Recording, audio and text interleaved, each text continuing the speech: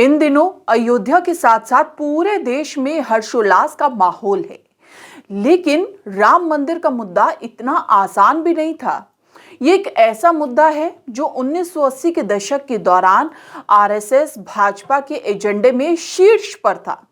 कई दशक के बाद अयोध्या राम मंदिर का सपना साकार होने जा रहा है।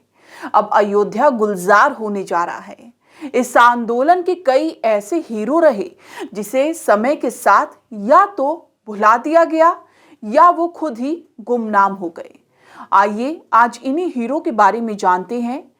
ऐसे ही राम साधक अशोक सिंघल थे जिन्होंने लाखों साधु संतों को एकत्रित किया और आंदोलन के लिए मंच सजाया। अशोक सिंघल का जन्म उत्तर प्रदेश के आगरा जनपद में 15 सितंबर 1926 को हुआ था।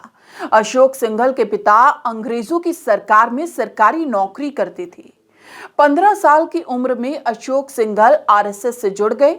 1942 में आरएसएस ज्वाइन करने के साथ साथ उन्होंने अपनी पढ़ाई जारी रखी।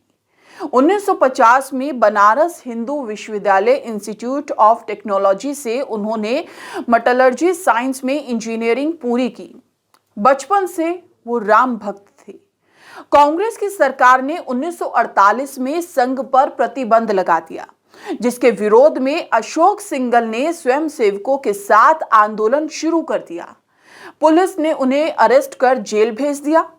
जेल से बाहर आने के बाद भी वो आरएसएस से जुड़कर धार्मिक व राष्ट्र के काम पर लगे रहे।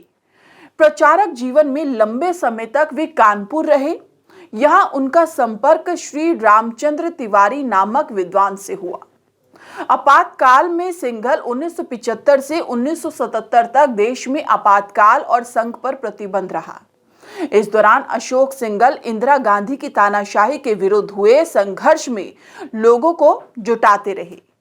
आपातकाल के बाद वे दिल्ली के प्रांत प्रचारक बनाए गए। जानकार बताते हैं कि 1984 में दिल्ली स्थित विज्ञान भवन में अशोक सिंघल ने धर्म सभा का आयोजन किया। इसी सभा में 1992 में राम मंदिर आंदोलन को आगे बढ़ाए जाने का प्लान तैयार हुआ। यहीं से सिंघल ने पूरा प्लान बनाना शुरू किया और कार सेवकों को अपने साथ जोड़ना भी शुरू किया। 1992 में बाबरी मस्जिद तोड़ने वाले कार सेवकों का नेतृत्व सिंघल ने ही किया था। सिंघल ने देश भर से 50,000 कार सेवक जुटाए। सभी कार सेवकों ने राम जन्मभूमि पर राम मंदिर स्थापना करने की कसम देश की प्रमुख नदियों के किनारे खाई।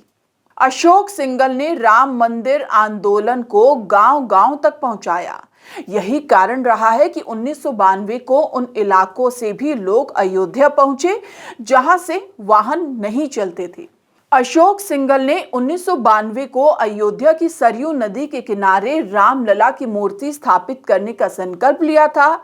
सिंघल ने एक इंटरव्यू में कहा था कि अयोध्या में राम मंदिर बनाने के लिए हमने अपना सब कुछ समर्पित कर दिया। रही बात मस्जिद तोड़ने की, तो हम मस्जिद तोड़ने के मकसद से नहीं गए थे। उस दिन जो कुछ भी हुआ वो मंदिर के पुनर्निर्माण कार्य का एक हिस्सा था। अशोक सिंघल 20 सालों तक विश्व हिंदू परिषद के अध्यक्ष रहे।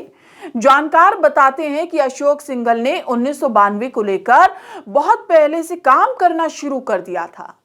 साल 1989 के बाद से जहां कहीं भी सभा होती थी, वहां उनके भाषण में हिंदू राष्ट्र और हिंदू हित की बात जरूर शामिल होती थी।